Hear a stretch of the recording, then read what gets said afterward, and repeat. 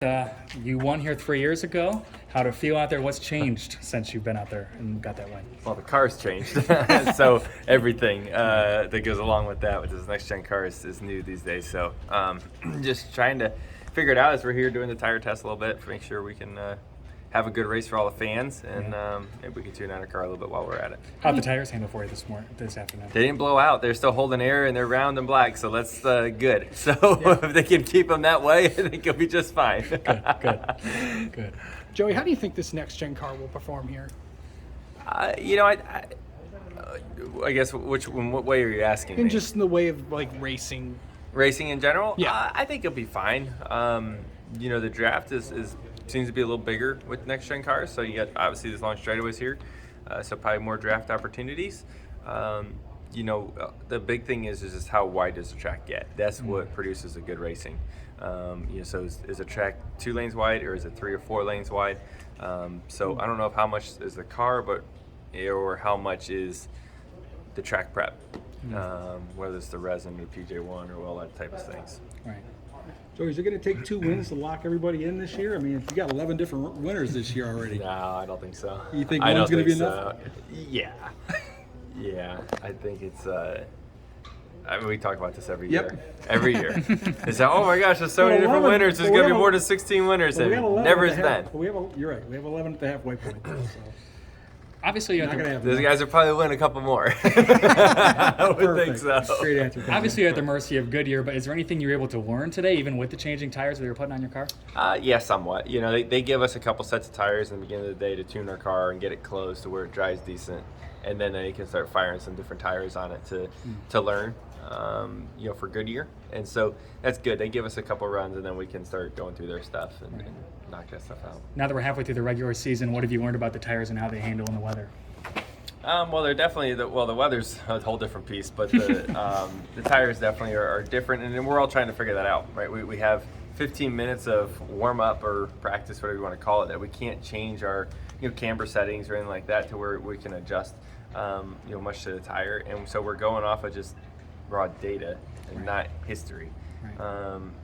Data's great, but it's usually limitations, and it's different when you take what is done in the lab and all the squiggly lines and you put it on a real racetrack. The game changes a little bit, and so we don't have that real life data that we would like to have to kind of correlate with them. So right now it's a bit of a guessing game when we show up at the racetrack, and if you have too much camber, we've seen a lot of tires blow out this year.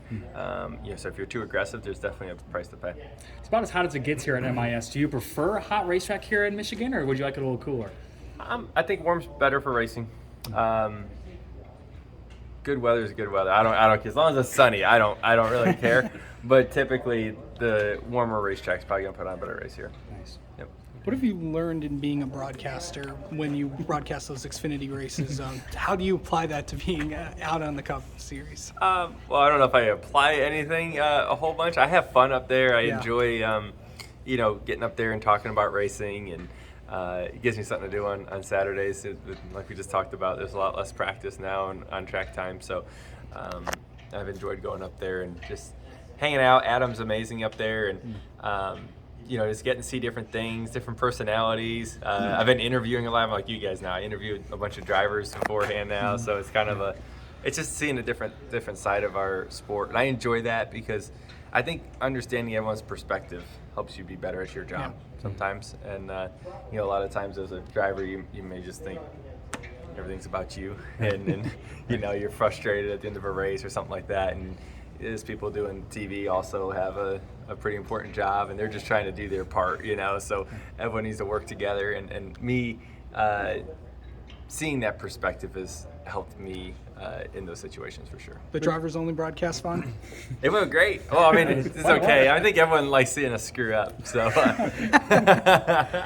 but no, we have fun. We laugh around all the time. Kevin was doing the guy that brings it in back from the commercial break most of the time. We were giving him a hard time, so we're having fun with it. Joey, when are you not talking racing though? I mean, it seems like you just living the dream here. As soon as I get home, I don't talk about racing. Really? You're able to shut it off? I shut it right down. But most of the time, unless I really got something bothering me, I'll talk to my wife about it, but I try to do a really good job. When I go home, I go home. Has it always been And I that leave way, it or is that way. something you had to learn to deal with? I've had to learn that, especially with kids, and, Yeah. and you know, life is right. I try to leave work at work and home life at home. Give us a preview of Michigan this year. Are you looking forward to this race? Yeah, I love coming here. I love it here for a lot of reasons. For one, like the sun doesn't go down until 10 o'clock at night, so I think that's awesome. I think also, you know, you look at the campground here is great. I mean, it's party crazy up here.